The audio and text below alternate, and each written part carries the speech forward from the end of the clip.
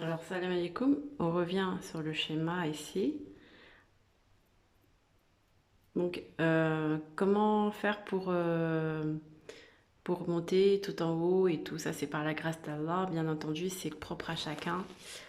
Chacun son cheminement. Il y en a qui vont choisir l'islam, d'autres le christianisme, d'autres judaïsme.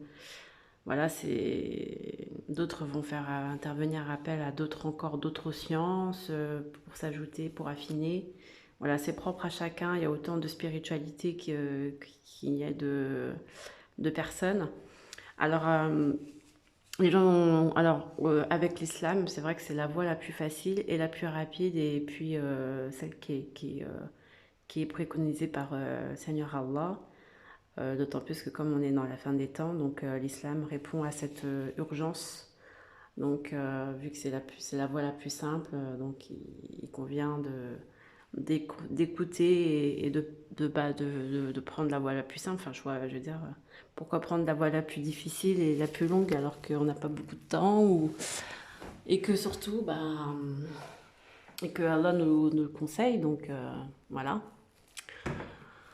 Donc ici, vous voyez, j'ai mis par exemple pour chaque centre énergétique chez l'homme, chez la femme, on a le côté instinct. Donc il faut savoir gérer au mieux sa sexualité, son appétit.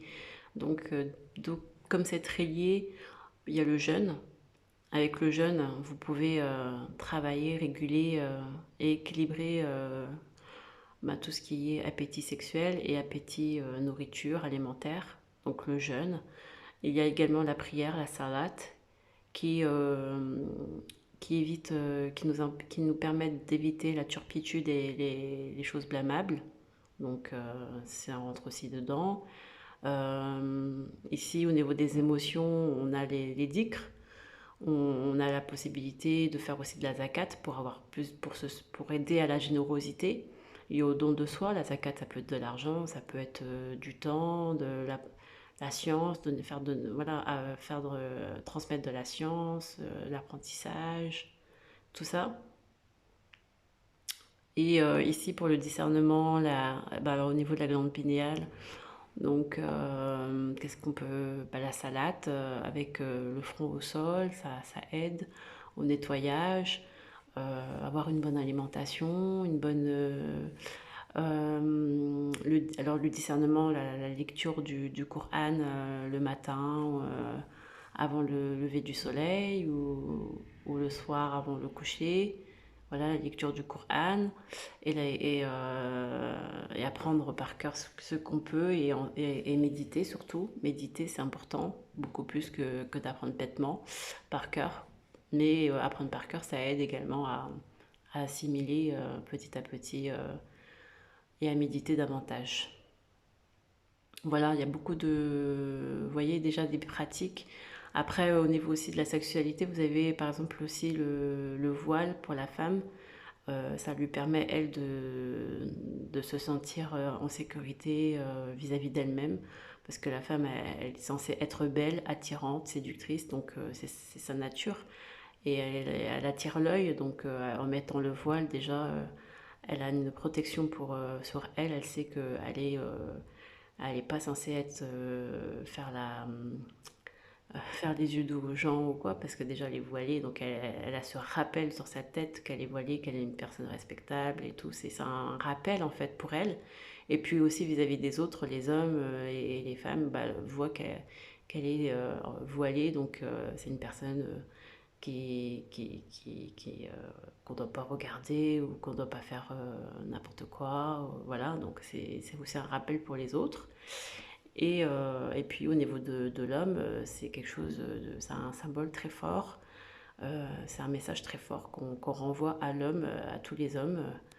Et c'est comme une bague au doigt pour les Occidentaux. Quand ils voient quelqu'un avec une bague au doigt, ils savent que cette personne est mariée et déjà prise. Donc il ne se permet pas de faire des avances. Et ben le voile, c'est un peu comme ça. Donc c'est une sorte de distance. Mais je veux dire, quand on est avancé et pleinement épanoui dans sa spiritualité, le voile, c'est juste un symbole. Donc, c'est pas. En fait, tout ce qui est symbole, même même la salade, même la prière de connexion et tout. Surtout quand on est dans les temps maintenant difficiles, ça va peut-être choquer certains, mais dans certains récits, quand ils faisaient la guerre, ben, il y avait un groupe qui faisait pas la salade parce qu'ils faisaient la guerre. Ils se disaient, bah, je suis déjà en guerre, je peux pas faire tout, je peux pas tout faire, quoi. Et puis, tu as un autre groupe qui était en guerre, mais qui faisait quand même leur salade et qui reprochait à l'autre groupe de ne pas le faire, etc. Donc, en fait, on a des outils. Allah nous donne des outils et nous recommande fortement de les appliquer afin d'être bien construit et de pouvoir prétendre à la couronne si Allah le veut. Mais ces outils-là ne doivent pas en aucun cas nous faire oublier les missions que Allah souhaite nous donner.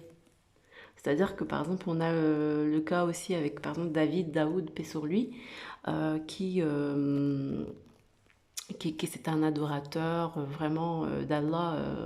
Vraiment, il faisait des psaumes, il faisait vraiment beaucoup il chantait les louanges à Allah et tout. Il aimait bien faire ça et tout ça.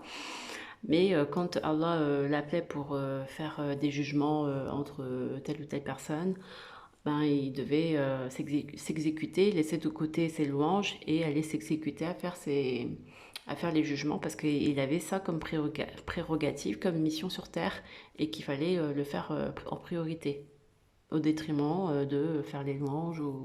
Donc vous voyez, des fois nous on oublie parfois que les outils sont là juste pour nous aider, nous accompagner dans notre chemin, pour que nous puissions être des personnes qui faisons les missions qu'Allah nous donne. Si Allah tout de suite nous dit de faire telle ou telle mission, même si c'est à l'heure de la salade, ben c'est pas grave, c'est d'abord la mission, voilà, avant la salade. Mais bien sûr, il y a un équilibre. Après, quand tu as fini ta mission, tu retournes à ta salade et tout, et puis voilà, c'est tout. Mais il y a pas, il faut être dans le bon sens en fait. Il faut avoir un sens équilibré de ce qu'on nous demande. Donc, quand ça devient, on devient obsédé par les outils, par le jeûne, par le voile, par la salade, enfin, quand on devient vraiment obsessionnel et obsédé par les outils qu'Allah nous met en disposition, eh bien, ça devient aussi de l'idolâtrie et donc du shirk. Et c'est du shirk religieux, quoi.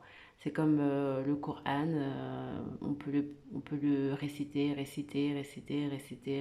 mais si on n'applique pas ce qu'on a appris dans notre vie, eh bien c'est comme si la science est devenue du shirk pour nous. Donc ça témoigne contre nous. Parce que voilà, il y a plein de choses comme ça et qu'il faut faire attention. Et ça peut, en fait, au lieu de monter et d'aller de prétendre à la couronne, eh bien ça ne fait que nous rabaisser et à nous humilier plus qu'autre chose. Parce qu'on se dit religieux et tout, mais au final, bah, ça ne fait pas avancer le schlimblick, quoi. Donc c'est ça, il faut faire attention à tous ces dangers de vénérer les outils plus que le sens même de ces outils. Ou, voilà, salam.